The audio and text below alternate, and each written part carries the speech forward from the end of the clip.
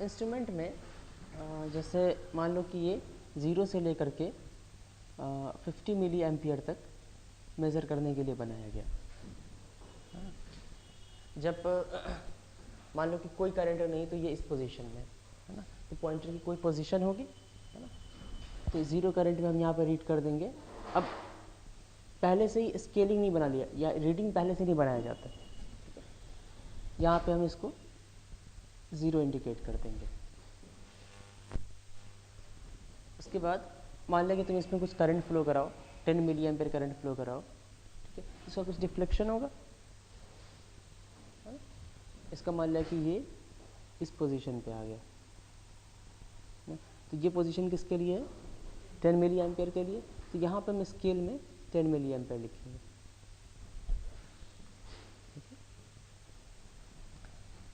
20 milli ampere current के लिए इसमें 20 मिली एम्पियर करंट पास करेगा, इसका कुछ अलग डिफ्लेक्शन आ जाएगा, यहाँ पे हम 20 मिली एम्पियर इंडिकेट कर देंगे। तुम यहाँ पे देखो जो डिफ्लेक्शन है वो डायरेक्टली प्रोपोर्शनल टू करंट है, करंट बढ़ाते जाओ तो थीटा बढ़ता जाएगा, है ना। तो इसको हम क्या कहेंगे, ये स्केल लीनियर स्केल है, करंट को डबल कर दो तो थीटा भी डबल हो जाएगा, ओके। तो इस तरह से होगा।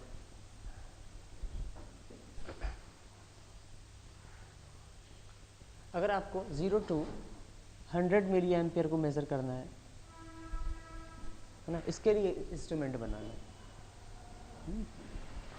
यहाँ पे जो कॉइल होता है इसकी करंट की लिमिट होती है। आपने इस तरह का कॉइल लिया है, मान लो कि उससे 50 मिली एम्पियर से ज़्यादा करंट पास नहीं कर सकता, और आपको इंस्ट्रूमेंट 0 से लेकर के 100 मिली एम्पियर तक का बनाना है इस करंट को मेज़र करने के लिए, ओके। तो पहले इसका ये कर लेते हैं, इस तरह से स्केलिंग कर दी जाती है, 30 मिली एम्पियर, ये 40 मिली एम्पियर और ये 50 मिली एम्पियर, ये मैक्सिमम पोजीशन होगी। तो जितना डिफ्लेक्शन होता है, जितने करंट पहले मतलब इंस्ट्रूमेंट बनाने के बाद उसका कैलिब्रेशन किया जाता है, ओके। अब अगर 0 to 100 मिली एम्पियर का मेज़रमेंट करना है, लेकिन इसमें 50 मिली एम्पियर से ज़्यादा करंट नहीं दे सकते, है ना, तो इसके लिए हम ये कर सकते हैं, इसमें क्या यूज़ करते हैं, पैरेलल में रेजिस्टेंस यूज़ कर लेते हैं। इस इंस्ट्रूमेंट को मैं इस तरह से बना दे रहा हूँ,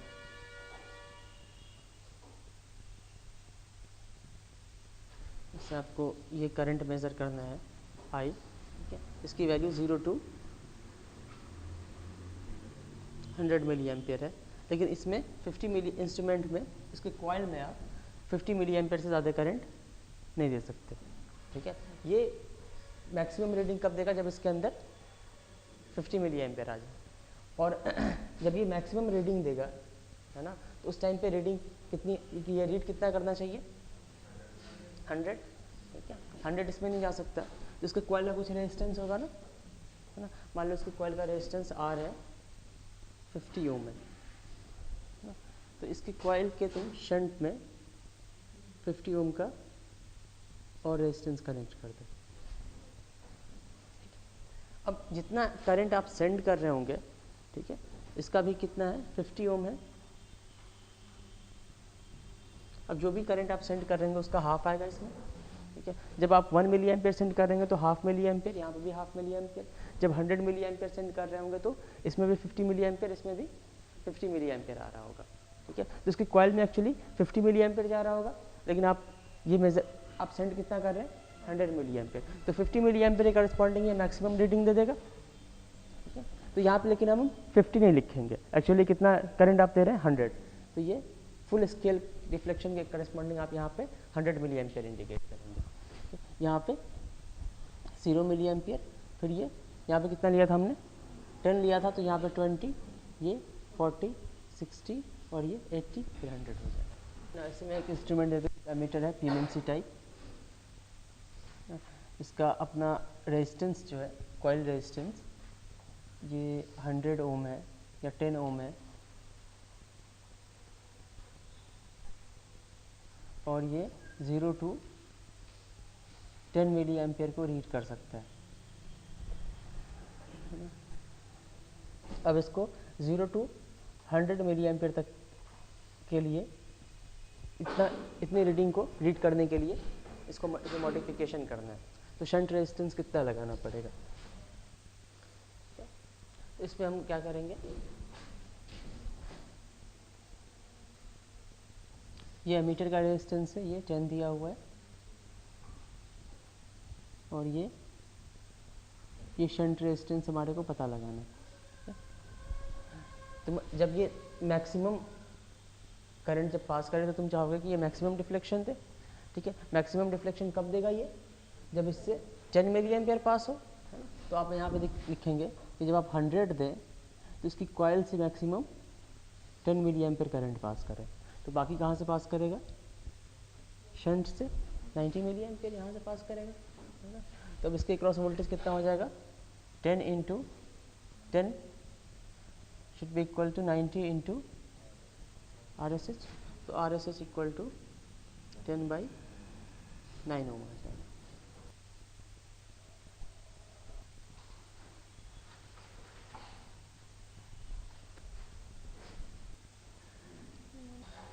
आपने करंट मेजरमेंट के लिए यहाँ पे एमीटर सीरीज में ही कनेक्ट करते हैं। ये एमीटर कनेक्ट कर दिया, तो ये एमीटर कितना रीड करेगा,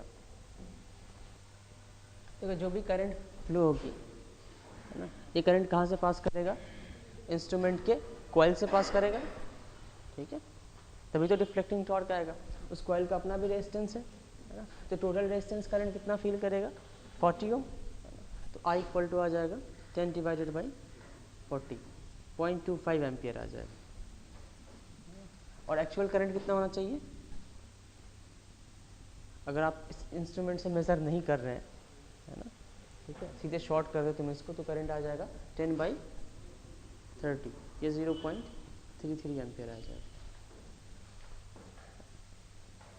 तो यहाँ से एमीटर का जो रेजिस्टेंस होना चाहिए, उसकी कॉइल का रेजिस्टेंस होना चाहिए, वो कम से कम होना चाहिए, आइडियली वो रेजिस्टेंस 0 होना चाहिए।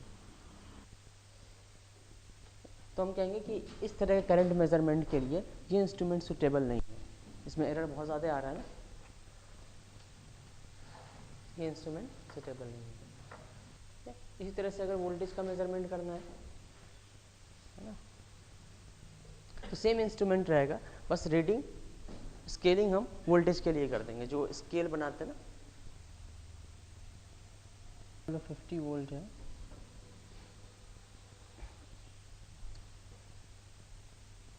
और यहाँ पे PMMC type volt meter connected है,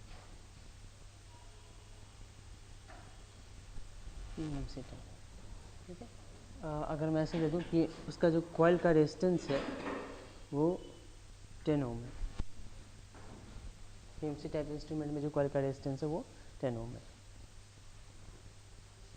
तो यहाँ पे ये कितना वोल्टेज रीड करेगा, यहाँ पे वो इसकी रीडिंग आएगी V इक्वल टू 4.59 वोल्ट। अगर आप इंस्ट्रूमेंट नहीं लगाते हो, है ना, एक्चुअल वोल्टेज क्या आएगा, जब आप मेजरमेंट नहीं कर रहे हैं तो यहाँ पे वोल्टेज कितना आ जाएगा, 25 वोल्ट आ जाएगा। तो ये एरर है। एरर किस वजह से आ रहा है,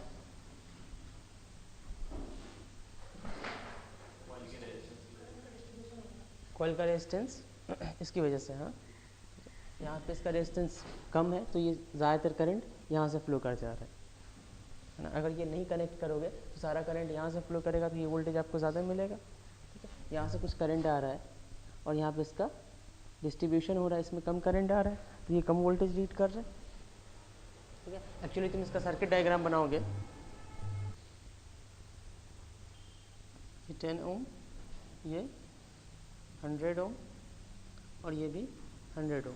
तो ये 10 ओम और 100 ओम का कॉम्बिनेशन 10 ओम से तो कम ही आएगा, तो वोल्टेज डिस्ट्रीब्यूशन ऐसा होगा ना, जैसे यहाँ पे 10 ओम से कम का रेजिस्टेंस लगा हो, तो ज़्यादातर वोल्टेज यहाँ पे ड्रॉप होगा, ये वोल्टेज कम आ जाएगा।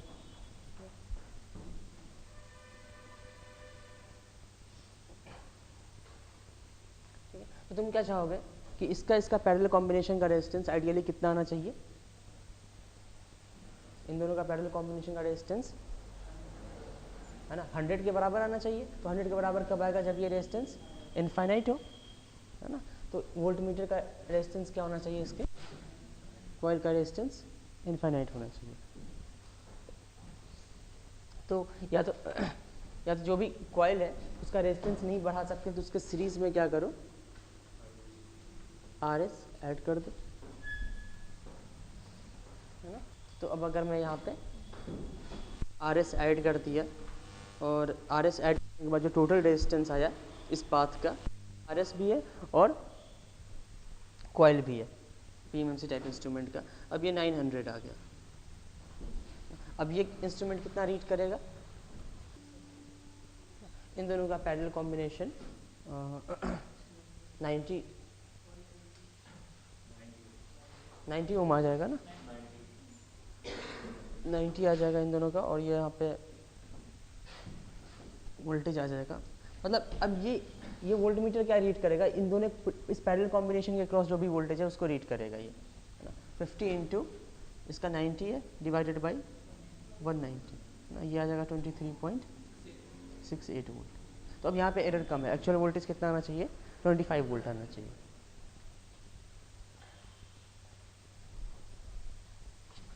अब इसी तरह से ये वोल्ट मीटर अगर दिया हुआ है कि ये 0 से लेकर के 50 वोल्ट के मेज़रमेंट के लिए, अब इस वोल्ट मीटर को 0 से लेकर के 100 वोल्ट का मेज़रमेंट करना है। तो इस मेज़रमेंट के लिए इसका क्या मतलब हो गया, देखो यहाँ पे अगर वोल्टेज कम होगा तो यहाँ पे भी वोल्टेज कम आएगा, सो टोटल लीनियर सर्किट है ना, तो हर जगह पे करंट क्या होगा, सोर्स के वोल्टेज के डायरेक्टली प्रोपोर्शनल होगा।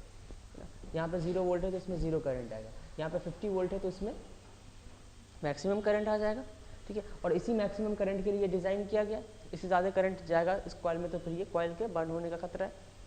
अगर आप 100 वोल्ट लगा देंगे तो 50 वोल्ट के करस्पॉन्डिंग जो भी करंट इसके कॉइल में करंट था उससे करंट अब डबल हो जाएगा, है ना। तो आप क्या चाहेंगे कि ये इंस्ट्रूमेंट बस ये समझ लो कि हमेशा फुल स्केल डिफ्लेक्शन पे इसके कॉइल में जो करंट होगी वो फिक्स होनी चाहिए, है ना। यहाँ पे आप क्या कर रहे हैं, वोल्टेज को बढ़ा रहे हैं तो करंट क्या हो जाएगा, डबल हो जाएगा।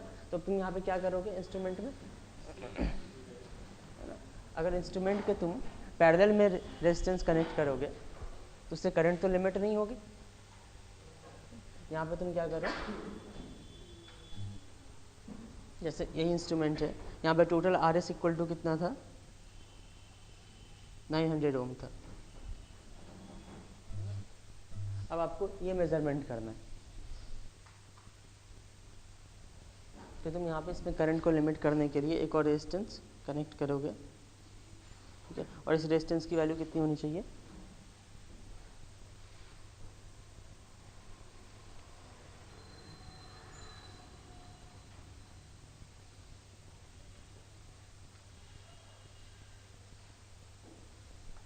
यहाँ पे तुम ये जो रेजिस्टेंस कनेक्ट करोगे RS डैश मान लो, ये भी तुम 900 का कनेक्ट कर दोगे।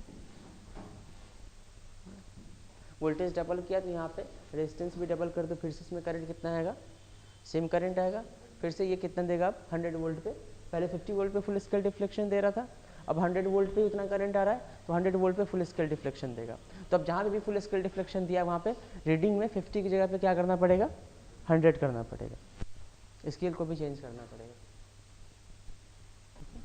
अगर हम ऐसे दे दें, आप एक वोल्ट मीटर है, ये 0 से 10 वोल्ट के मेज़रमेंट के लिए है, और इसका अपना कॉइल का जो रेजिस्टेंस है या फिर कॉइल प्लस जो भी टोटल रेजिस्टेंस इसका दिया हुआ है, ये मान लो कि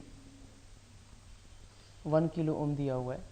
अब इसको 0 से 100 वोल्ट के मेज़रमेंट के लिए बनाना है तो R सीरीज़ में और कितना रेजिस्टेंस ऐड करना पड़ेगा,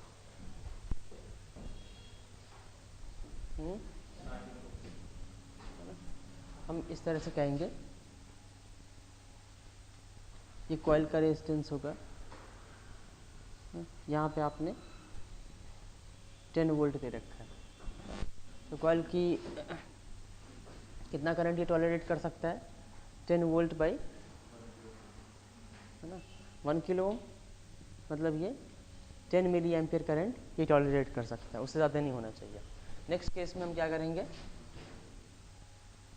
यहाँ पे RS लगा दिया है और ये कॉइल रेजिस्टेंस, अब यहाँ पे कितना दिया हमने, 100 वोल्ट, मतलब ये कहेंगे कि ये 100 मिली एम्पियर करंट पे फुल स्केल डिफ्लेक्शन देगा, है ना। तो अब आप 100 वोल्ट पे फुल स्केल डिफ्लेक्शन चाह रहे हैं, तो यहाँ पे 100 वोल्ट कनेक्ट कर दिया है, और फुल स्केल डिफ्लेक्शन के लिए इसमें करंट कितना होना चाहिए, 10 मिली एम्पियर। हम लिखेंगे 100 divided by 10 milli ampere equal to R S plus R सी।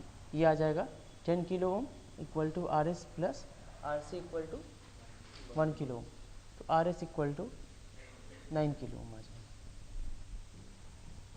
और पहले इस इंस्ट्रूमेंट में स्केलिंग क्या रही होगी, इसका जो भी स्केल रहा होगा ना, ये 0 से लेकर के 10 वोल्ट के लिए रहा होगा, तो जहाँ पे भी 10 वोल्ट है आप वहाँ पे तुम्हारे को 100 वोल्ट करना पड़ेगा ना फुल स्केल डिफ्लेक्शन पे, और सारी रीडिंग को 10 टाइम्स इंक्रीज करना पड़ेगा। अगर पीएमएमसी टाइप इंस्ट्रूमेंट को सप्लाई में डीसी की जगह एसी दे दो तो क्या होगा, हाँ अगर आपका और इसका फील्ड का डायरेक्शन ऊपर की तरफ है ना, और ये मूविंग कॉइल है, इसको हमने जो भी मेजरमेंट करना है उसका करंट हम इसमें पास करवाएंगे। तो मान लो कि अगर करंट इस डायरेक्शन में फ्लो कर रहा है ना, तो इसके फील्ड का डायरेक्शन मान लो कि इस तरफ है ना। अब ये फील्ड और ये फील्ड अलाइन होना चाहेंगे, तो ये इस तरह से रोटेट करना चाहेगा। इसको तुम यहाँ पे पॉइंटर से अगर कनेक्ट कर दो, अगर ये एंटी क्लॉकवाइज रोटेट करना चाहेगा तो पॉइंटर भी एंटी क्लॉकवाइज रोटेट करेगा। यहाँ पे तुम स्केलिंग कर दोगे। अगर एसी करंट होगा तो ये करंट क्या होगा, चेंज करेगा। जब रिवर्स होगा तो उसका मैग्नेटिक फील्ड का डायरेक्शन चेंज होगा, है ना। अब अगर मैग्नेटिक फील्ड का डायरेक्शन इस तरह से है ना, तो अब ये किस डायरेक्शन में अलाइन होना चाहेगा, ये क्लॉकवाइज इस पर टॉर्क लगेगा। और तुम ये देखना कि ये एंगल थीटा है ना, तो ये साइन थीटा जितना होगा ये एंगल कितना हो जाएगा, 180 माइनस थीटा होगा। Sine 180 minus theta equal to फिर से साइन थीटा आ जाएगा। तो यहाँ पे जितना टॉर्क एंटी क्लॉकवाइज डायरेक्शन में लगेगा उतना ही टॉर्क यहाँ पे क्लॉकवाइज डायरेक्शन में लगेगा। तो अगर सप्लाई की फ्रीक्वेंसी बहुत कम है ना, मान लो कि हाँ सप्लाई फ्रीक्वेंसी 1 हर्ट्ज है ना, 1 हर्ट्ज है, तो हर सेकंड में ये अपना पोलैरिटी चेंज करेगा, हर हाफ सेकंड में। तो ये हो सकता है कि पॉइंटर मूव करे, ऑसिलेट करे। लेकिन अगर फ्रीक्वेंसी बहुत ज़्यादा होगी है ना, 1 सेकंड में 50 टाइम्स तो ऑसिलेट नहीं कर सकता, इसका अपना इनर्शिया होगा है ना। तो इस पर एवरेज टॉर्क कितना लगेगा, 0। तो ये फिर मूव नहीं करेगा। तो मैं मूविंग आयरन टाइप का प्रिंसिपल बता रहा हूँ। इसका मूविंग आयरन टाइप में प्रिंसिपल ये है कि कोर में फ्लक्स अपना एक पाथ बनाता है ना, जिस पाथ में फ्लो करता है वो पाथ क्या होना चाहिए, मिनिमम रिलक्टेंस का होना चाहिए। अगर कोई मूवेबल पार्ट है तो फ्लक्स उस पार्ट पे फोर्स इस तरह से लगेगा ताकि फ्लक्स क्या हो, फ्लक्स का पाथ जो हो जाए वो मिनिमम रिलक्टेंस का हो जाए। जैसे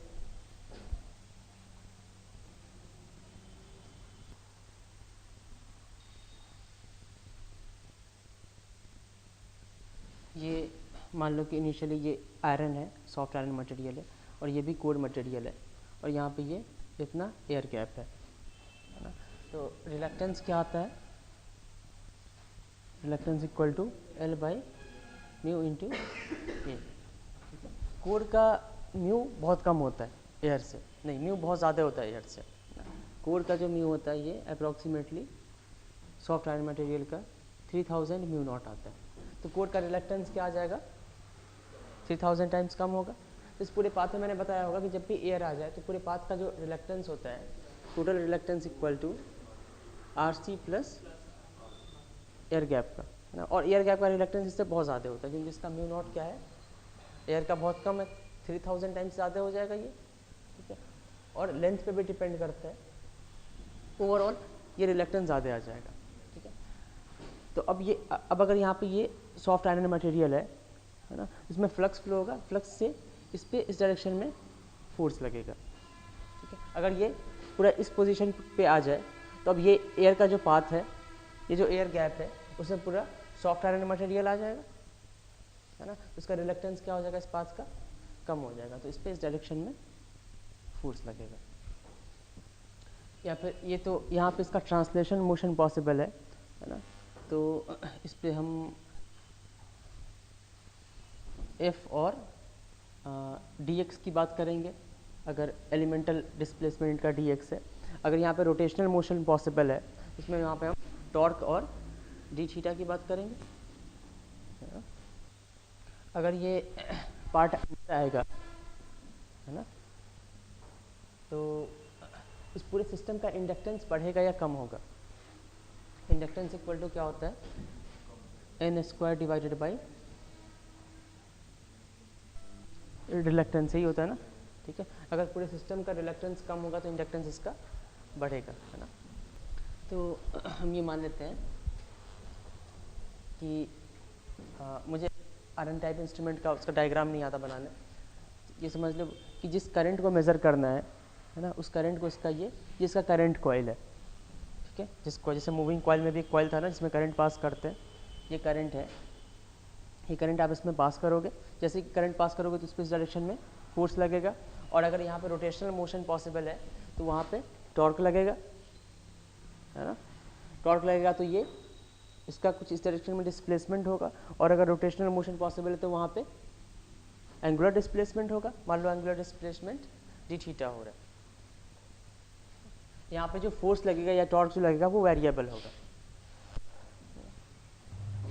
मान लो कि ये इस पोजीशन पे है ना, इस टोटल सिस्टम का इंडक्टेंस L और इसमें करंट I आ रहा है, तो इस पूरे इसको तुम ऐसे भी रिप्रेजेंट कर सकते हो, ये मैं इंडक्टेंस से रिप्रेजेंट कर रहा हूँ। इसका टोटल सिस्टम का इंडक्टेंस को भी तो इसी तरह से इंडिकेट करते हैं ना, और यहाँ पे आप करंट I दे रहे हैं। इसके क्रॉस वोल्टेज क्या आ जाएगा, L D I over D T.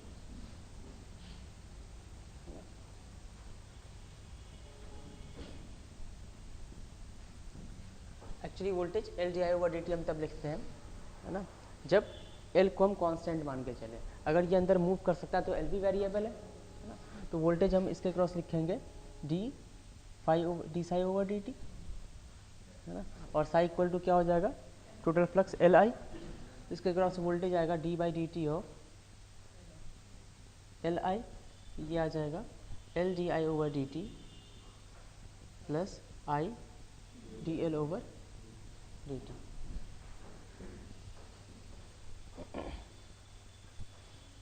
हम ये मान के चल रहे हैं कि डी टी टाइम में करंट फ्लो होगा, तो इस पर टॉर्क लगेगा, तो डी टी टाइम में इसका डी थीटा एंगुलर डिस्प्लेसमेंट हो रहा है, ठीक है। ये स्मॉल इसलिए ले रहे हैं क्योंकि एंगुलर डिस्प्लेसमेंट क्या होगा, जैसे जैसे ये अंदर आता जाएगा ना, इस पर टॉर्क बढ़ता जाएगा, ये टॉर्क कांस्टेंट नहीं रहेगा। लेकिन किसी छोटे टाइम के लिए टॉर्क को तो हम कांस्टेंट मान सकते हैं, ठीक है। तो हम डी टी टाइम में यहाँ से अगर करंट फ्लो हो रहा है ना, इसमें करंट फ्लो हो रहा है, ये पॉजिटिव ये नेगेटिव है, तो उसके अंदर एक एनर्जी सप्लाई किया जा रहा है सोर्स से, ठीक है। वो सप्लाई एनर्जी कहाँ कहाँ जाएगी, इंडक्टर है तो इंडक्टर की अपनी स्टोर्ड एनर्जी होगी, है ना। जितनी भी एनर्जी सप्लाई किया जा रहा है, ठीक है, कुछ एनर्जी स्टोर कर दिया जाएगा और कुछ एनर्जी इस पर फोर्स लगा के इसको मूव किया जा रहा है ना, तो ये वर्क डन में होगा। तो टोटल एनर्जी सप्लाइड हम लिखेंगे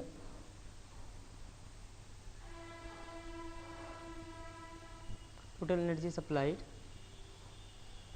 ये आ जाएगा इंक्रीज इन स्टोर्ड एनर्जी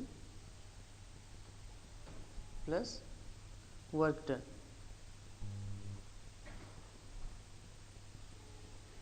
लिखेंगे टोटल एनर्जी सप्लाइड, है ना, इन डी टी टाइम, है ना, is equal to increase in stored energy, ठीक है, plus work done.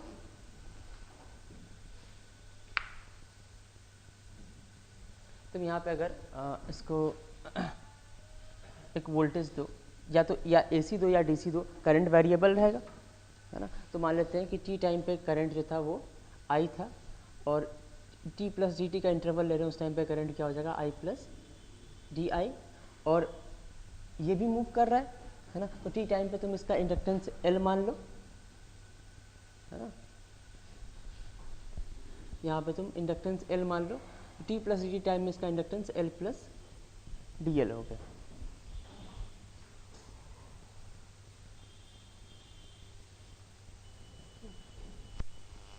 Energy supplied क्या हो जाएगा, energy supplied equal to power instantaneous quantity है, तो instantaneous voltage into instantaneous current, और energy D E equal to आ जाएगा E I D T, E equal to है L D I over D T plus I, इसकी जगह पे ई की जगह पे ये पुट कर दो L D I over D T plus I D L over D T into I D T, ये एनर्जी सप्लाइड हो गया। ये वैल्यू आ जाएगी L I D I plus I square D L.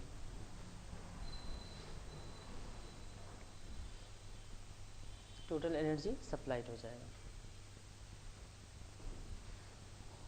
Total energy supplied equal to increase in stored energy ना, तो increase कितना देर में हुआ है, dt टाइम में। तो पहले कितने स्टोर्ड एनर्जी था, पहले करंट I था, है ना, और इंडक्टेंस L था, तो पहले स्टोर्ड एनर्जी जो थी वो हाफ LI² थी। अब स्टोर्ड एनर्जी क्या हो जाएगी ना, half L plus DL into I plus DI square, ठीक है। तो इसको हम लिखेंगे, जहाँ पे एलिमेंटल पार्ट का स्क्वायर आ जाएगा वो नेगलेक्ट कर देंगे हम, डी आई ऐसी बहुत स्मॉल है, डी आई का स्क्वायर करोगे तो वो 0 कर देंगे। Half L plus D L into I square plus 2i D I plus D I square, तो ये डी आई स्क्वायर को हटा दो यहाँ से। ये अब टोटल स्टोर्ड एनर्जी हो जाएगा हाफ LI² प्लस इसको इससे मल्टीप्लाई करो, है ना, तो ये हो जाएगा 2 से 2 कैंसिल LI DI, इसको अगर इससे मल्टीप्लाई करोगे तो ये आ जाएगा I² 2 DL, और DL और DI वाले टर्म को मल्टीप्लाई करोगे तो फिर इसको निगलेक्ट कर देते हैं। तो न्यू स्टोर्ड एनर्जी इतनी आ गई, और ये है ओल्ड स्टोर्ड एनर्जी। तो इंक्रीज इन स्टोर्ड एनर्जी कितना हो रहा है, ये part increase in stored energy, तो हम लिखेंगे कि ये जो एनर्जी सप्लाइड है this is equal to increase in stored energy, मतलब LI DI plus I² 2 DL increase in stored energy plus work done, है ना। हम ये मान के चले ना कि dt टाइम में ये इसका एंगुलर डिस्प्लेसमेंट d थीटा होगा विथ टॉर्क t, तो ये आ जाएगा t इंटू डी थीटा। यहाँ से LI DI कैंसिल हो जाएगा, और ये I² 2 DL है, यहाँ पे I² DL है, इसको इस साइड ले आओ, तो यहाँ से t into D theta equal to आ जाएगा I² 2 DL, तो टॉर्क इक्वल टू आ जाएगा I² 2 DL by D theta. यहाँ पे I क्या है, करंट एट टाइम t, है ना, और एल भी देखो, एल भी वेरिएबल है ना, कि जितना ही अंदर आएगा एल की ये भी फंक्शन बनेगा ना इसके डिस्प्लेसमेंट का ना। अगर ये पूरा इस पोजीशन पे तो एल मैक्सिमम होगा, इसको हटा दो तो एल मिनिमम होगा ना, तो इसकी पोजीशन के साथ एल का भी फंक्शन बन जाएगा। तो यहाँ पे एल जो होगा ये यहाँ पे तो ट्रांसलेशन मोशन है, एंगुलर डिस्प्लेसमेंट के साथ भी एल का एक फंक्शन बन जाएगा, ठीक है। तो वो आपको क्वेश्चन में दिया रहेगा, जिस तरह का शेप रहेगा उस तरह का ये एल कैसा फंक्शन है थीटा का वो दिया रहेगा, ठीक है। आप DL by D theta calculate करेंगे, हो सकता है कि DL बाई डी थीटा भी थीटा का फंक्शन आ जाए, ठीक है। थीटा की जो भी वैल्यू दी रहेगी इंस्टेंटेनियस वैल्यू उस पर ये कैलकुलेट कर लोगे। करंट भी यहाँ पे कांस्टेंट नहीं रहेगा, यहाँ पे करंट हमने कौन सा लिया, किसी भी टाइम t पे, मतलब इंस्टेंटेनियस करंट। अच्छा, अब अगर ये फ्री है मूव करने के लिए या रोटेट करने के लिए फ्री है, तो ये पूरी पोजीशन ऑक्यूपाई कर लेगा ताकि रिलक्टेंस मिनिमम हो, ठीक है। तो इसको आप क्या करेंगे, कंट्रोलिंग टॉर्क से अब यहाँ पर तुम इसको फिक्स करके स्प्रिंग लगा दो, तो अब इसका एलोंगेशन होगा, ठीक है, और हो सकता है किसी टाइम पे इसका एलोंगेशन ज़्यादा होगा तो ये के एक्स बढ़ता रहेगा, मतलब एक टाइम पे बैलेंस कंडीशन में हम ये लिखेंगे कि डिफ्लेक्टिंग टॉर्क जो कि I square by 2 DL by D theta है, ये के इंटू थीटा आ जाएगा। रिफ्लेक्शन जो आएगा थीटा इक्वल टू वो I square by 2k DL by D theta आ जाएगा। तब यहाँ पे थीटा किसके प्रोपोर्शनल है, यहाँ पे थीटा आई के प्रोपोर्शनल नहीं है, आई स्क्वायर के प्रोपोर्शनल है। मतलब आई अगर पॉजिटिव में हो नेगेटिव में हो ना, उससे कोई फ़र्क नहीं पड़ता है ना। अगर आई नेगेटिव भी कर दोगे तो भी थीटा पॉजिटिव ही आएगा। तुम यहाँ से भी ऐसे देख सकते हो, करंट चाहे इस डायरेक्शन में फ्लो कराओ या फिर उल्टे डायरेक्शन में फ्लो कराओ, ये हमेशा रिलक्टेंस को मिनिमम ही करना चाहेगा ना, तो हमेशा इस पर फोर्स इसी डायरेक्शन में लगेगा। करंट यहाँ पे किसी भी डायरेक्शन में फ्लो करे, इस पर फोर्स एक ही डायरेक्शन में लगेगा, है ना। तो अब इसके साथ तुम क्या कर दोगे, पॉइंटर को कनेक्ट करोगे, है ना। तो अगर ये एक ही डायरेक्शन में इसकी मूव करने की टेंडेंसी है तो पॉइंटर की भी एक ही डायरेक्शन में मूव करने की टेंडेंसी है ना। तो ये एसी मेजरमेंट के लिए भी सूटेबल है।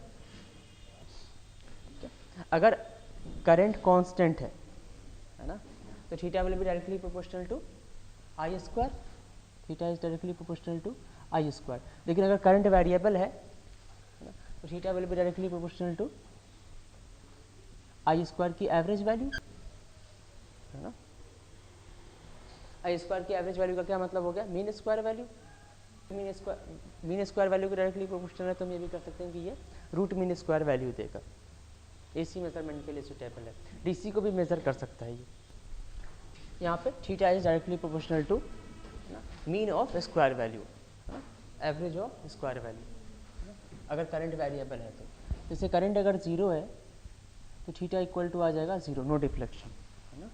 हम इस तरह से, ठीक है। अब आपको पता है ये पॉइंटर किससे कनेक्ट होगा, जो मूविंग आयरन है ना, जो आयरन वाला पार्ट था वो मूवेबल है इसलिए मूविंग आयरन बोलते हैं। तो ये मूविंग आयरन वाले पार्ट से कनेक्टेड होगा, वो मूव करेगा तो ये भी रोटेट करेगा।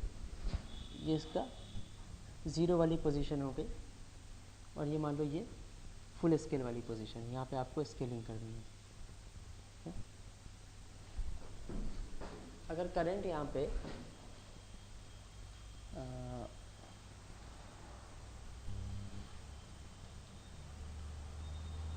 जैसे हम इसको यहाँ पे कुछ कांस्टेंट ऑफ प्रोपोर्शनलिटी होगा ना, ये किस बात पर, किन किन बातों पर डिपेंड करेगा, ये वो पूरा शेप पे सब कुछ पे डिपेंड करेगा। चलो यहाँ पे मान लेते हैं कि theta equal to 2 degree into I square पे डिपेंड कर रहा है, इस तरह से। जब करंट इक्वल टू ज़ीरो होगा तो थीटा इक्वल टू क्या हो जाएगा, ज़ीरो। जब current equal to I equal to मान लें कि 1 एम्पियर होगा तो थीटा इक्वल टू कितना आ जाएगा, 2 डिग्री। आई इक्वल टू अगर 2 एम्पियर होगा तो थीटा कितना हो जाएगा, थीटा इक्वल टू अब 8 डिग्री हो जाएगा। तो तुम 1 एम्पियर कहाँ पर इंडिकेट करोगे, 2 डिग्री डिस्प्लेसमेंट के बाद, है ना। एंगुलर डिस्प्लेसमेंट जब 2 डिग्री हो जाएगा, ये 2 डिग्री है, तो यहाँ पे तुम आई इक्वल टू 1 एम्पियर इंडिकेट करोगे, ठीक है। आई इक्वल टू 2 एम्पियर कहाँ पे इंडिकेट करोगे, थीटा इक्वल टू, ये मान लो थीटा इक्वल टू 8 डिग्री है, यहाँ पे तुम 2 एम्पियर इंडिकेट करोगे। जीरो से, अब देखो 0 से 1 का स्पैन कितना का है, 2 डिग्री का है, लेकिन 1 से 2 का स्पैन कितना डिग्री का है, ये 6 डिग्री का स्पैन है ना। फिर 2 से लेकर के 3 डिग्री का कितना होगा स्पैन, 18 डिग्री, है ना। 18 डिग्री मतलब ये यहाँ से 18 डिग्री है, ये 8 डिग्री है, तो ये कितना स्पैन हो गया, 10 डिग्री का स्पैन हो जाएगा। ये क्या हो जाएगा, 3 एम्पियर। तो देखो ये 1 एम्पियर का स्पैन इतना है 2 डिग्री का, 2 एम्पियर, फिर यहाँ पे 1 एम्पियर का स्पैन 6 डिग्री का हो गया, यहाँ पे 1 एम्पियर का स्पैन 10 डिग्री का हो गया। तो ये स्केल हम क्या कहेंगे, ये करंट के टर्म में लीनियर स्केल नहीं है, ये स्केल यहाँ पे यूनिफॉर्म स्केल नहीं है, करंट के टर्म में, क्योंकि हर 1 एम्पियर करंट की डिस्टेंस जो है वो बढ़ती जा रही है। यहाँ पे स्केलिंग यूनिफॉर्म नहीं करेंगे। यूनिफॉर्म स्केलिंग तब पॉसिबल है जब डिफ्लेक्शन जो वो करंट के डायरेक्टली प्रोपोर्शनल हो, करंट के स्क्वायर के डायरेक्टली प्रोपोर्शनल हो। ये लीनियर, ये स्केलिंग यूनिफॉर्म करंट के स्क्वायर के टर्म में यूनिफॉर्म स्केलिंग है, करंट के टर्म में यूनिफॉर्म स्केलिंग नहीं है। जैसे 0 एम्पियर के स्क्वायर को 0 स्क्वायर है, 0 करंट है, ठीक है। 1 का स्क्वायर करोगे तो 1 एम्पियर है, 2 का स्क्वायर करोगे तो यहाँ पे कितना हो जाएगा 4 एम्पियर, 3 का स्क्वायर कर दोगे तो यहाँ पे 9 एम्पियर। तो यहाँ से 1 एम्पियर करंट का स्पैन कितना आ गया 2 डिग्री। यहाँ पे कितना स्पैन है 3 एम्पियर का स्पैन है ना, स्क्वायर में देखो तो 2 × 6 आना चाहिए, 6 है। यहाँ पे कितना है 5 एम्पियर का स्पैन है, 2 × 5 10 डिग्री आना चाहिए, ये स्पैन 10 डिग्री का। तो स्क्वायर के टर्म में ये स्केल लीनियर है, लेकिन करंट के टर्म में ये, हम हमेशा करंट के टर्म में बात करेंगे, करंट के स्क्वायर के टर्म में बात नहीं करेंगे। तो करंट के टर्म में ये नॉन यूनिफॉर्म स्केलिंग है। तो ये मूविंग आयरन टाइप था, ये पूरे सिस्टम के इंडक्टेंस के प्रिंसिपल पे बेस्ड था। पूरे सिस्टम का इंडक्टेंस हमेशा इंक्रीज करना चाहेगा, रिलक्टेंस कम होना चाहेगा फ्लक्स के फ्लो होने की वजह से। जैसे moving iron type instrument self inductance के प्रिंसिपल पे बेस्ड है, dynamometer type instrument mutual inductance के प्रिंसिपल पे बेस्ड है।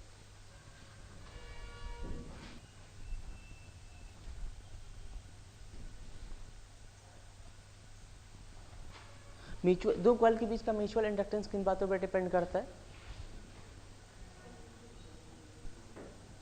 ये एक दूसरे के रिलेटिव पोजीशन पे डिपेंड करता है। तुम ऐसी पोजीशन बनाओ, है ना, हाँ, है ना,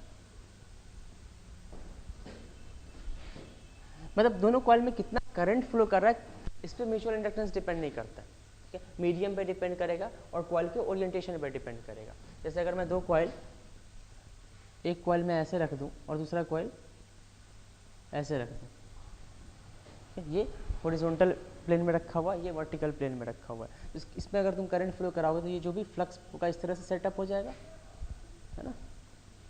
तो ये अगर कोई हॉरिजॉन्टल प्लेन में रखा हो तो ये फ्लक्स उससे पास नहीं करेगा। तो हम ये कहेंगे इन दोनों का पोजीशन इस तरह से है जिससे दोनों का म्यूचुअल इंडक्टेंस इस पोजीशन में मिनिमम होगा।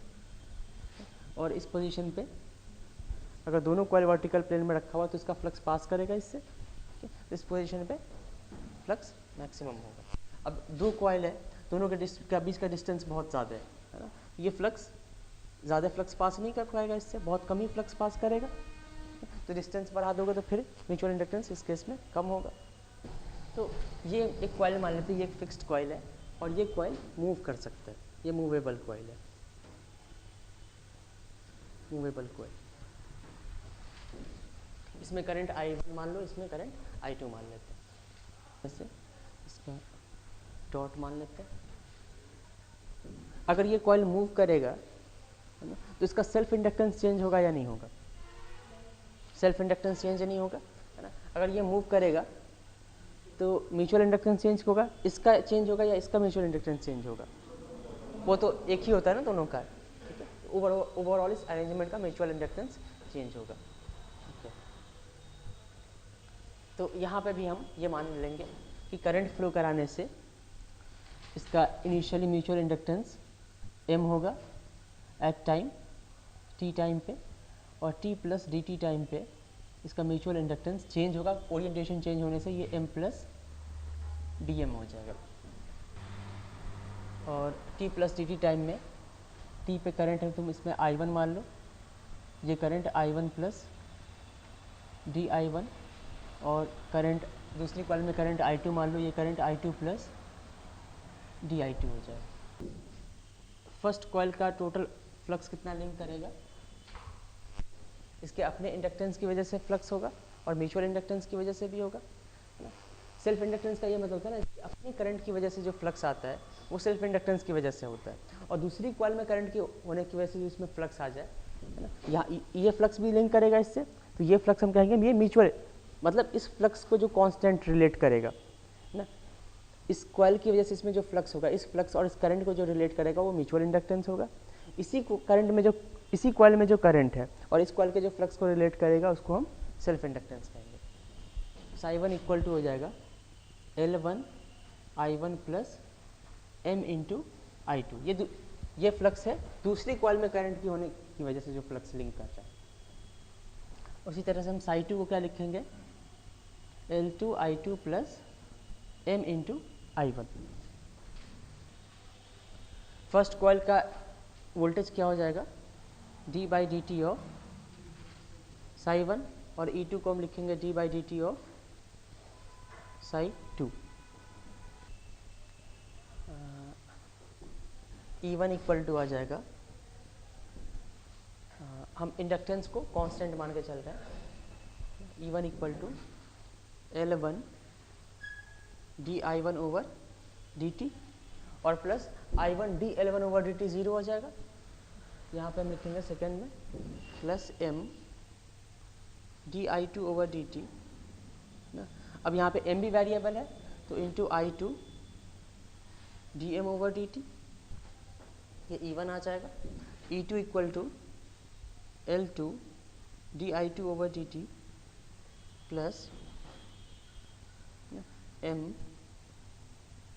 D I one over D T plus I one D M by D T. हम यहाँ पे मान लेते हैं कि ये भी एक सोर्स के थ्रू कनेक्टेड है और ये भी एक सोर्स के थ्रू कनेक्टेड है।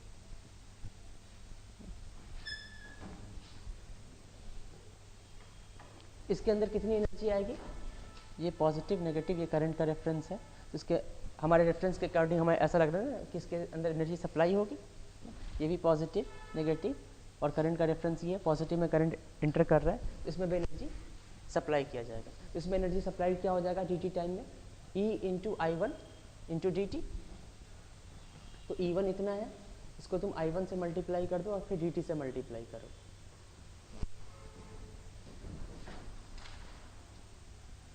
मैं E1 से डिनोट कर रहा हूँ जो इस इंडक्टेंस को, इस सिस्टम, इस कॉइल को जो एनर्जी सप्लाई किया जाएगा, इसमें तुम I1 से मल्टीप्लाई करो तो यहाँ पे हो जाएगा L1 I1 dI1 प्लस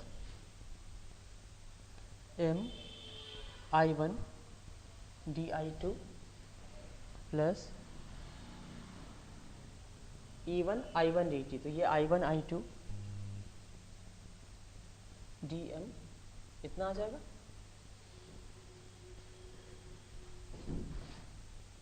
इसी तरह से energy supply to second coil क्या हो जाएगा, E2 है ना, हम लिखेंगे E2 I2 और dt। तो E2 ये है, इसमें I2 से मल्टीप्लाई करो तो I2 L2 dI2, I2 L2 dI2 plus I2M dI1 plus I1 I2 into dm। ये इतनी एनर्जी इस सिस्टम को सप्लाई की गई, total energy supply to this system E1 plus E2 हो जाएगा। अब यहाँ पे एनर्जी सप्लाई किया गया है तो इसमें एनर्जी स्टोर भी होगी, तो store energy, change in store energy पता लगाना पड़ेगा। चेंज इन स्टोर एनर्जी हम कैसे पता लगाएंगे, स्टोर एनर्जी टी टाइम पे क्या क्या एनर्जी स्टोर रही होगी। इसमें करंट I1 है तो यहाँ पे हाफ L1 I1 स्क्वायर इतनी एनर्जी स्टोर रही होगी, इसमें half L2 I2 square energy store रही होगी, और म्यूचुअल इंडक्टेंस में भी एनर्जी रही होगी। वो एनर्जी क्या हो जाएगी, M I1 I2, यहाँ पे हाफ नहीं होता है। अब एनर्जी क्या होगी, हाफ L1 तो कांस्टेंट है, I वेरिएबल है, तो न्यू स्टोर्ड एनर्जी हम लिखेंगे, न्यू स्टोर्ड एनर्जी हो जाएगा half L1 I plus D I whole square half L2 I2 plus D I two whole square, और ये हो जाएगा M I1 plus D I one है ना into I2 plus D I two. अब change in stored energy क्या होगा, this energy minus this energy है ना। इसमें से, इस टर्म में से इसको सब्सट्रैक्ट करो तो यहाँ पे क्या बचेगा, 2i1 di1 इंटू L1, 2 से 2 कैंसिल, तो यहाँ पे बचेगा L1 i1 di1, यहाँ पे बचेगा प्लस L2 i2 di2, और यहाँ पे क्या बचेगा mi1 i2 तो कैंसिल हो जाएगा, है ना, mi1 di2 plus mi2 di1, और इन दोनों का मल्टीप्लिकेशन को नेग्लेक्ट कर दो, तो ये total increase in stored energy है, और ये क्या है, total energy supplied by source, है ना, तो total energy supplied by source equal to increase in stored energy plus work done, है ना। तो मान लेते हैं कि यहाँ पे रोटेशनल मोशन पॉसिबल है, तो t इंटू डी थीटा, इसमें इसको ऐड कर दो और इसके समेशन से इक्वेट कर दो, इसको अलग से आराम से लिख लो। अब यहाँ से L1 i1 di1 ये कैंसिल हो जाएगा, L2 i2 di2 mi1 di2 mi1 di2 mi2 di1, यहाँ पे होगा 2i1 i2 dm equal to t into, यहाँ पे कुछ गलत हो रहा है, यहाँ पे i1 i2 dm आना चाहिए, टॉर्क इक्वल टू यहाँ पे क्या आएगा 2i1 i2, कहाँ पे, हाँ m की जगह पे m प्लस dm होगा, है ना, म्यूचुअल इंडक्टेंस चेंज हो रहा है, तो यहाँ पे अपने देखो dm टर्म छूट गया था, है ना, dm, और ये एलिमेंटल है, एलिमेंटल वाले से मल्टीप्लाई नहीं करेंगे, ठीक है, इसका मल्टीप्लिकेशन बस इन दोनों का मल्टीप्लिकेशन से पॉसिबल है ना, तो यहाँ पे एक्स्ट्रा टर्म क्या आएगा i1 i2 dm प्लस एक i1 i2 dm, ये भी कैंसिल हो जाएगा ना, तो यहाँ पे अब आ जाएगा reflecting torque is equal to i1 i2 dm by D theta, ये मान लो कि इसका यहाँ पे रोटेशनल मोशन पॉसिबल है। फिर हम लिखेंगे i1 i this is equal to k into theta, ये इसका स्प्रिंग कांस्टेंट होगा k का, ये s लिख दे रहा हूँ मैं, और ये थीटा डिफ्लेक्शन है, तो थीटा डिफ्लेक्शन इक्वल टू आ जाएगा i1 i2 by ks dm by D theta, dm by D theta कहाँ पे आप कैलकुलेट करेंगे, डी थीटा डिफ्लेक्शन पे, तो ये भी थीटा डिफ्लेक्शन का फंक्शन आएगा, यहाँ पे भी थीटा डिफ्लेक्शन है, फिर इस इक्वेशन को सॉल्व करके थीटा डी की वैल्यू आएगी, ठीक है। तो अब यहाँ पे कौन सा, ये किस तरह के मेजरमेंट के लिए पॉसिबल है, आपके पास टॉर्क का इक्वेशन आ गया ना, i1 i2 dm by D theta, तो ये टॉर्क एक डायरेक्शन में लगेगा या दोनों डायरेक्शन में लगेगा, या फिर यहाँ पे तो दो करंट है, ठीक है, इससे आप कौन से करंट को मेज़र कर सकते हैं, i1 को मेज़र कर सकते हैं या i2 को मेज़र कर सकते हैं। अब इसमें अरेंजमेंट ये किया जाता है, जैसे अगर आपको सिर्फ i2 का मेजरमेंट करना है, i1 अगर आप फिक्स कर दो तो डिफ्लेक्टिंग टॉर्क क्या होगा, i2 के डायरेक्टली प्रोपोर्शनल होगा, if i1 is fixed, i1 को अगर आपने फिक्स कर दिया, है ना, इसको डिफरेंट सप्लाई से दे दो, है ना, और i2 का मेजरमेंट करना है, तो ये i2 का मान लेगा आपको मेजरमेंट करना है, तो i1 फिक्स हो गया, तो theta deflection will be directly proportional to i2। अब अगर i2 वेरिएबल है तो यहाँ पे हम क्या यूज़ करेंगे, एवरेज साइन यूज़ करेंगे, तो यहाँ पे ये AC मेजरमेंट के लिए सुटेबल नहीं होगा, क्योंकि अगर i2 का डायरेक्शन अगर रिवर्स होगा तो टॉर्क का डायरेक्शन रिवर्स हो जाएगा, तो पॉइंटर पे दोनों डायरेक्शन में टॉर्क लगेगा। इसी तरह से सिर्फ अगर आपको i1 का मेजरमेंट करना है तो यहाँ पे भी AC मेजरमेंट के लिए ठीक नहीं है ये।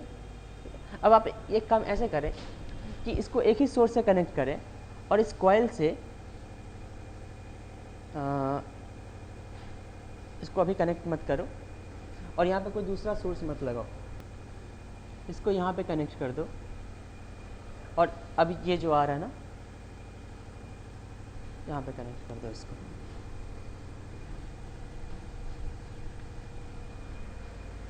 यहाँ पे करंट I1 जा रहा है और फिर ये करंट सेम करंट इसमें आ रहा है, इसमें भी करंट हम अब I1 लिख सकते हैं। अब यहाँ पे टॉर्क, डिफ्लेक्टिंग टॉर्क जो है, this is directly proportional to I1 square dm by D theta,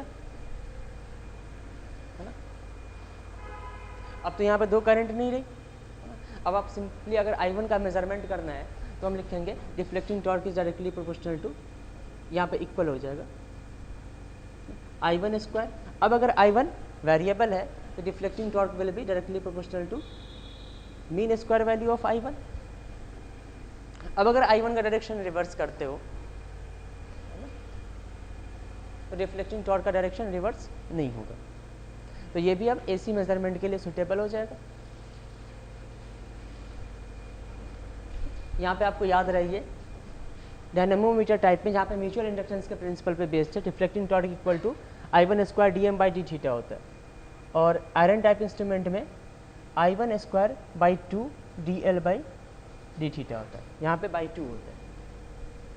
जैसे एक क्वेश्चन में म्यूचुअल इंडक्टेंस आपको दे दिया, म्यूचुअल इंडक्टेंस थीटा का फंक्शन होगा, mutual inductance equal to 1 plus 3 theta plus theta square दिया हुआ है, जहाँ पे थीटा रेडियन में लेना है आपको। और स्प्रिंग का स्प्रिंग कांस्टेंट दे दिया हमने,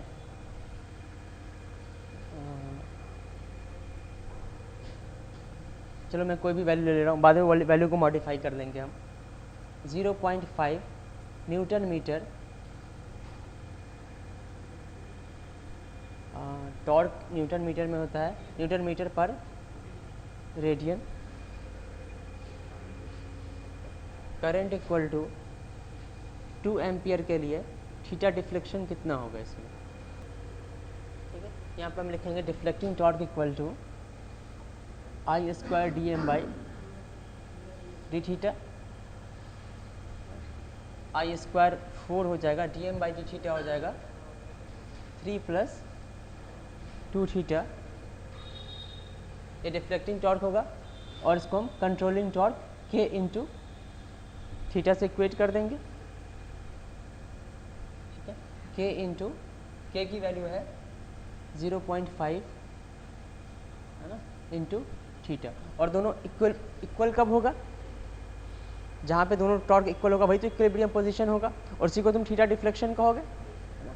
तो यहाँ पे आप ये दोनों थीटा डिफ्लेक्शन पे, theta equal to theta D, यहाँ पे हम लिखेंगे 4 into 3 plus theta D equal to 0.5 theta D.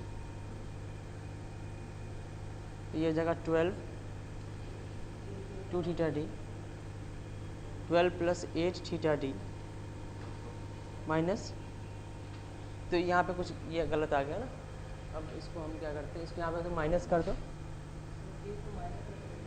हाँ तो अपोजिट डायरेक्शन में लगेगा, इसे तो इक्वेट करेंगे ना। यहाँ पे माइनस अगर कर दें हम,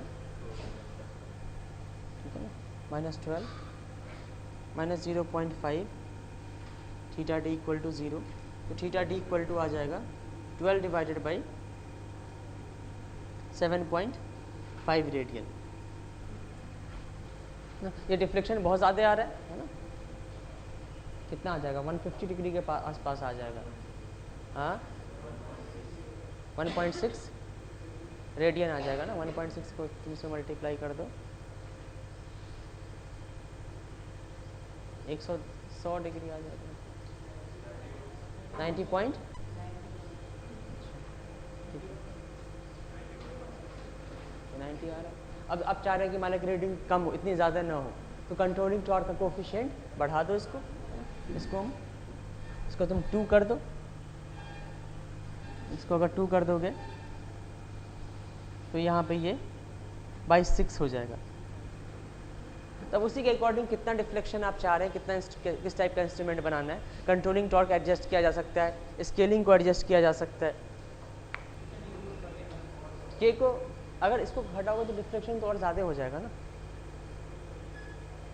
इसको 2 कर दो, अच्छा इसको घटाना पड़ेगा, चलो ये लगता है मैंने ना यहाँ पे ये कुछ गलत ले लिया है ना, इस तरह का नहीं होना चाहिए। के को बढ़ाने से डिफ्लेक्शन कम होना चाहिए।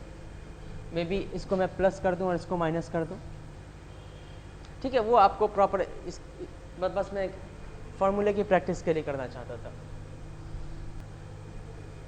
ठीक है, अगर यहाँ पे अभी हमने क्या किया, इस तरह से कनेक्शन किया था कि I1 इक्वल टू I2 हो गया था, यहाँ पे I1 स्क्वायर हो गया। अगर यहाँ पे मैं दूँ I1 Im sine omega T है और I2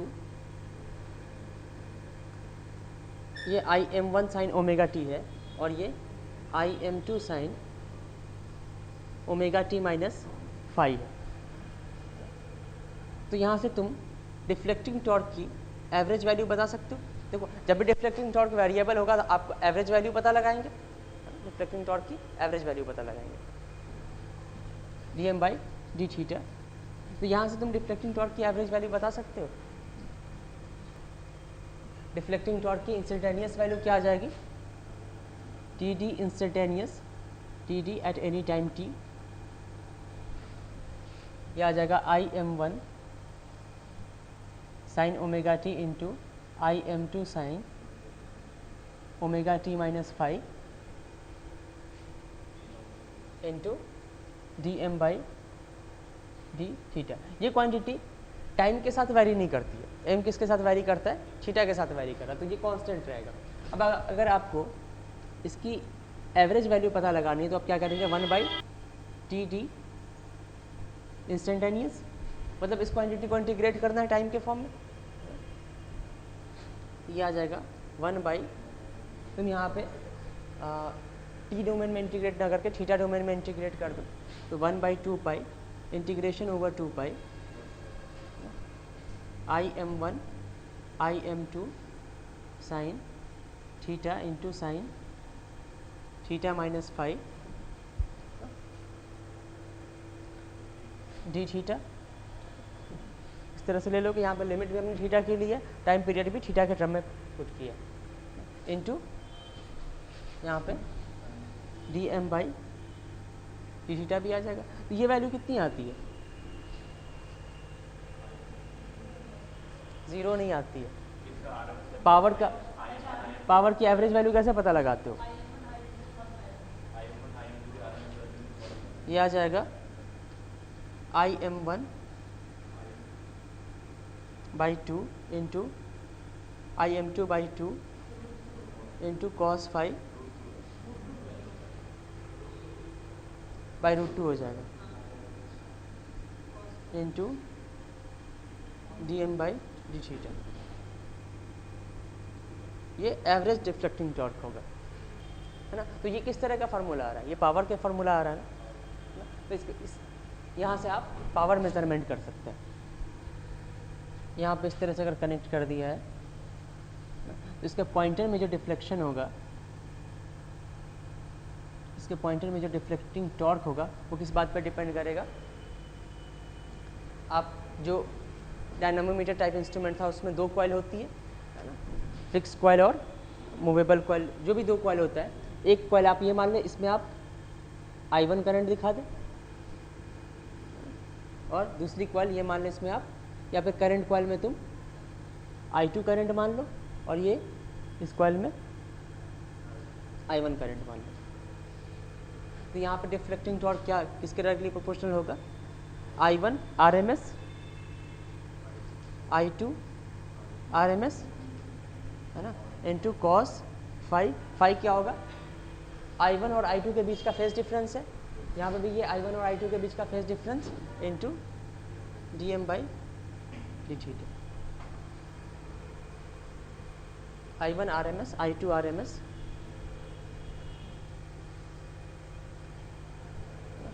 और यहाँ पे जो पावर होता है वो किसके डायरेक्टली प्रोपोर्शनल होता है, इसके वोल्टेज के RMS के और करंट के RMS के। इसका वोल्टेज क्या होगा, अगर इसमें रेजिस्टेंस हम 0 मान लो, इसकी यहाँ पे जो वोल्टेज आ रहा है वो इस वोल्टेज के बराबर हो जाएगा। तो power is directly proportional to this voltage, है ना, इनटू ये करंट और इन दोनों के बीच का एंगल cos 5 है। अब ये वोल्टेज जो है यहाँ पे वो किसके प्रोपोर्शनल होगा, ये जो करंट है इसमें जो करंट आ रहा है ये इस वोल्टेज के प्रोपोर्शनल होगा। तो यहाँ पे हम डिफ्लेक्टिंग टॉर्क को लिख सकते हैं, जैसे डिफ्लेक्टिंग टॉर्क को हम लिखेंगे directly proportional to I1, deflecting torque is directly proportional to I2 and deflecting torque is directly proportional to cos phi I1 I2। अब I1 किसमें इसमें आ रहा है, तो I1 is directly proportional to क्या आ रहा है यहाँ पे V load voltage, I2 is directly proportional to load current, directly क्या यहाँ पे तो इक्वली हो जाएगा। और ये फेज डिफरेंस भी क्या है, ये फेज डिफरेंस में इन दोनों का बीच का फेज डिफरेंस है, और ये किसके पे डिपेंड कर रहा है, वोल्टेज पे।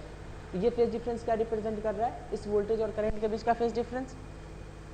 तो ओवरऑल हम अब यहाँ पे लिख सकते हैं कि जो डिफ्लेक्टिंग टॉर्क होगा that will be directly proportional to power. Power के टर्म में ये क्या हो गया, लीनियर हो जाएगा। तो पावर जिस तरह का फार्मूला आ रहा है उसी तरह का फार्मूला हमने इस तरह का अरेंजमेंट किया, इसके टॉर्क का फार्मूला भी उसी तरीके का आ जाए। अब बस आपको इंस्ट्रूमेंट में इतना ही करना होता है, जिस क्वांटिटी को मेजर करना होता है इसके डिफ्लेक्टिंग टॉर्क को उसी क्वांटिटी के डायरेक्टली प्रोपोर्शनल कर दो। वो क्वांटिटी अगर ज़्यादा आएगी तो टॉर्क भी ज़्यादा आएगा, तो फिर आपको इंडिकेशन ज़्यादा मिलेगा, और फिर बाद में कैलिब्रेट कर लो इसको।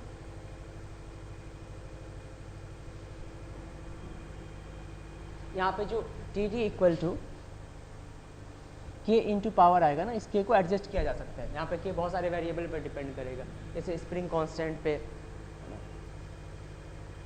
अब इसमें एरर क्या आ सकती है, जैसे इस अरेंजमेंट में एरर क्या आएगा, हमने इसका रेजिस्टेंस 0 मान के चले, है ना, इसका रेजिस्टेंस होगा, तो यहाँ पे जो वोल्टेज होगा ये वोल्टेज लोड वोल्टेज के इक्वल नहीं आएगा ना, ये वोल्टेज क्या आ जाएगा, load voltage plus this voltage drop. और क्या एरर आ सकता है, अगर तुम इसका रेजिस्टेंस 0 भी मान लो तो इसके क्रॉस वोल्टेज सेम आ जाएगा। हम ये मान के चलेंगे। अब आपके दिमाग में ये होना चाहिए, अगर ये इलेक्ट्रोडायनेमोमीटर टाइप वाट मीटर है तो ये फर्स्ट कॉइल, इसमें से एक को फिक्स मान लो, दूसरे को वेरिएबल मान लो, और torque will be directly proportional to I1 I2 dm/d theta हो जाएगा। हम ये मान लेते हैं यहाँ पे एक लोड लगा हुआ है, ठीक है, जो कि फाई एंगल से लैगिंग है, और इसका रेजिस्टेंस हम 0 मान के चलते हैं अभी, ठीक है। फिर भी क्या एरर आ सकती है वो मैं आपको बताना चाह रहा हूँ। मैंने बताया था ना कि वोल्टेज एरर बता दिया था, करंट एरर बता दिया था, फेज डिफरेंस एरर नहीं बताया था। तो यहाँ पे अब लोड वोल्टेज का रेफरेंस मान लेते हैं, ये लोड वोल्टेज, यहाँ पे वोल्टेज ड्रॉप अगर 0 है तो प्रेशर कॉइल के क्रॉस वोल्टेज, सोर्स वोल्टेज सब सेम ही आ जाएगा। ये लोड वोल्टेज है, और power is equal to actual power जो होगा वो VL/IL cos phi, अगर ये एंगल फाई है तो।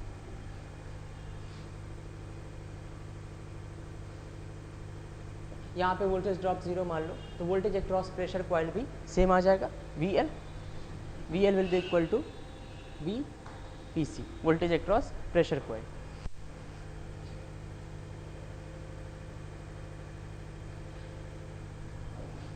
हम ये मान लेते हैं कि इस कॉइल का ना, प्रेशर कॉइल में कुछ इंडक्टेंस है,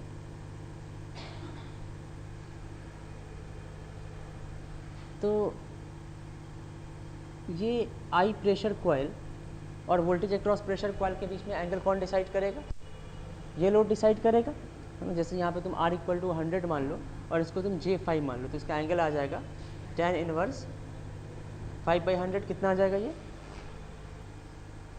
एंगल कितना आ जाएगा, स्मॉल एंगल आएगा।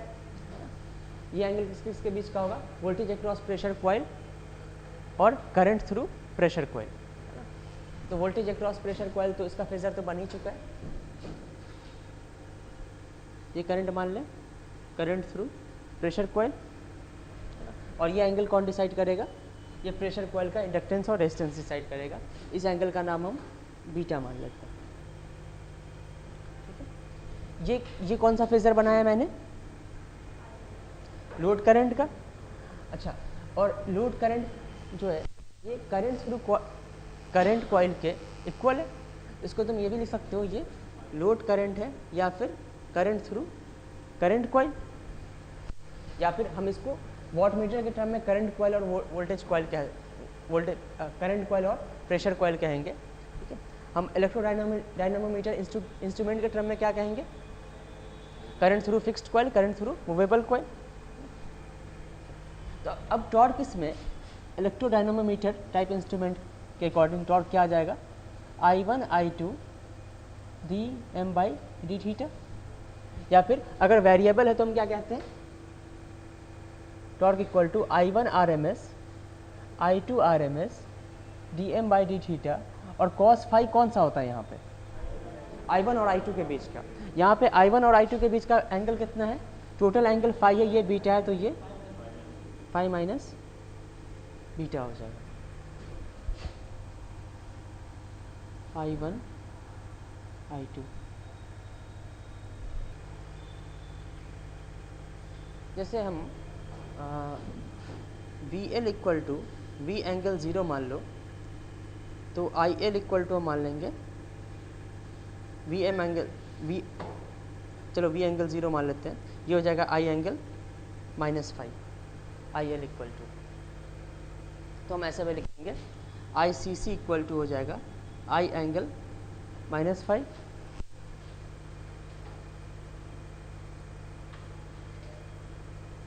और IPC इक्वल टू हो जाएगा, ठीक है, इसका मैक्सिमम करंट, ठीक है, IPC equal to I pressure coil की मैक्सिमम वैल्यू और एंगल -5 माइनस बीटा, ये एंगल 5 माइनस बीटा जो है ना, ये क्लॉकवाइज ऐसा ले रहा है। ठीक है, तो यहाँ पर टॉर्क जो होगा ये directly proportional to cos 5 minus beta आ जाएगा। तो अब यहाँ पे देखो पावर किसके डायरेक्टली प्रोपोर्शनल है? cos 5 के डायरेक्टली प्रोपोर्शनल है, और यहाँ पे टॉर्क cos 5 माइनस बीटा के डायरेक्टली प्रोपोर्शनल है। तो यहाँ पे बीटा क्या होना चाहिए? यहाँ पे एरर आएगा बीटा की वजह से,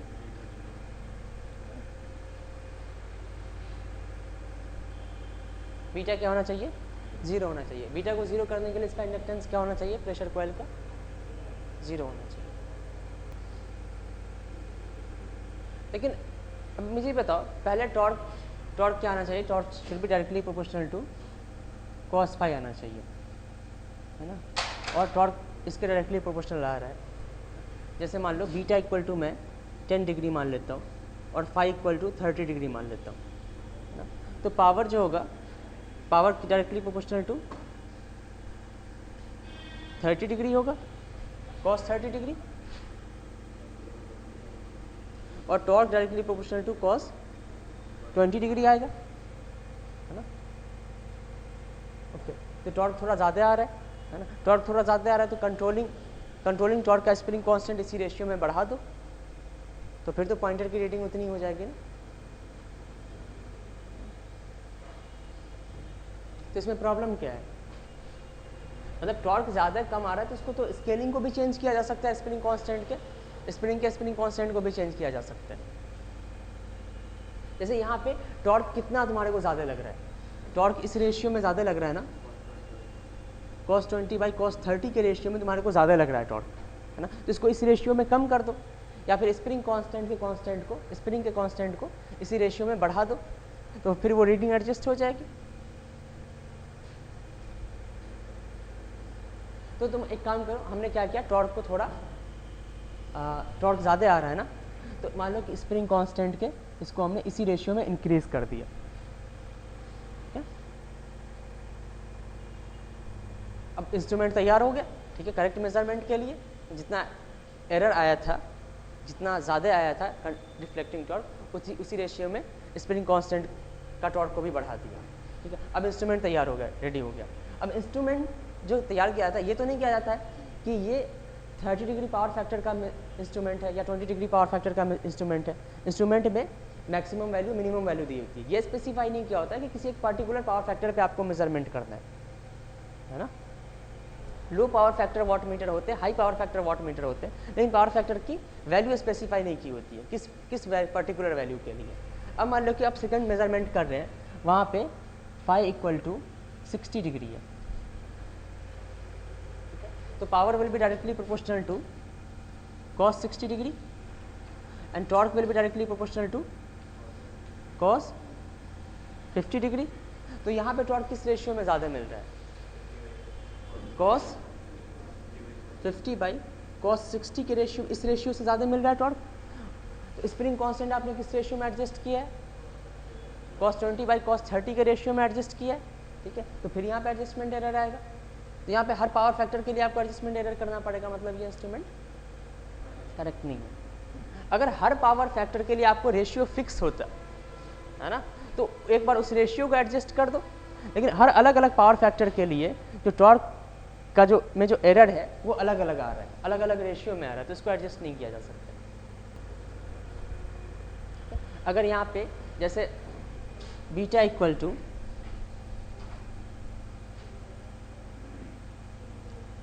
टू मैं 10 डिग्री ले रहा हूँ,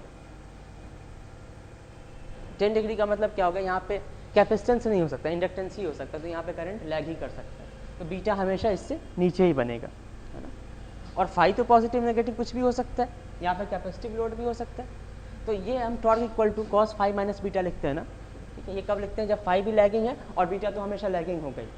अगर किसी को भी लीडिंग करना तो फिर वहाँ पे माइनस साइन यूज़ करना पड़ेगा। तो अगर phi equal to 60 degree lagging है तो power will be directly proportional to cos theta, है ना। मान लिया कि इंस्ट्रूमेंट जो डिज़ाइन किया गया ये इंडक्टेंस को कंसीडर करके नहीं डिज़ाइन किया गया, तो रीडिंग इसी के अकॉर्डिंग आएगी, मतलब ओके चलो ठीक है। Torque will be directly proportional to cos 60 minus 10। हाँ, तो रीडिंग जो आएगी वो इसके अकॉर्डिंग आएगी, जिसके अकॉर्डिंग टॉर्क लगेगा, और एक्चुअल पावर क्या है? cos 60 डिग्री के अकॉर्डिंग। तो जो भी रेशियो आएगा एरर का, हम ऐसे लिखेंगे P actual divided by P measured जो आएगा, है ना, वो आ जाएगा cos 60 एक्चुअल है और टॉर्क इसके अकॉर्डिंग लग रहा है cos 50, ये रेशियो आ जाएगा ना।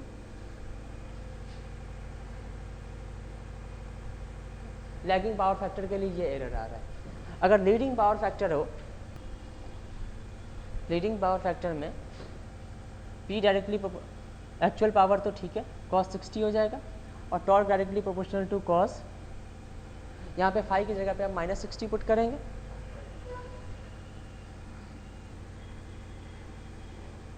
डिग्री। यहाँ पे P actual by P measured cos 60 by cos 70 आ जाएगा।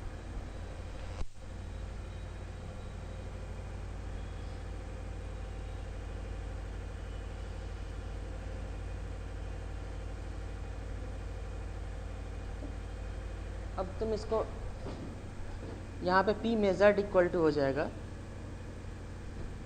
P actual into cos 70 divided by cos 60, और इस केस में P measured P actual into cos 50 by cos 60। तो किस केस में मेजर्ड वैल्यू ज़्यादा आएगी, किस केस में कम आएगी? ये कौन सा है? लीडिंग वाला है ना, पावर फैक्टर इस केस में लीड कर रहा था। इस केस में P मेजर्ड जो आएगा वो कम आएगा, और लैगिंग के केस में P मेजर्ड एक्चुअल से ज़्यादा आ जाएगा।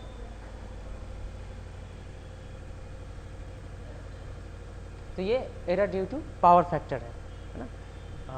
मतलब cos 5 वाला टर्म है ना, वो भी डिफरेंट हो जाएगा। तो वाट मीटर लगभग कंप्लीट हो गया है। वाट मीटर के आप सारे क्वेश्चन गेट के कर लो, और गेट में इसी आज जो टॉपिक पढ़ा है ना, उसी टॉपिक से सबसे ज़्यादा गेट में क्वेश्चन आते हैं। अगर इंस्ट्रूमेंट की बात करें तो जैसे वोल्ट मीटर और एमीटर की रीडिंग को एक्सटेंड करना है, उसकी रेटिंग को बढ़ाना है, और वाट मीटर, इसी पे सबसे ज़्यादा क्वेश्चन आते हैं। इसके सारे क्वेश्चन कर लेना।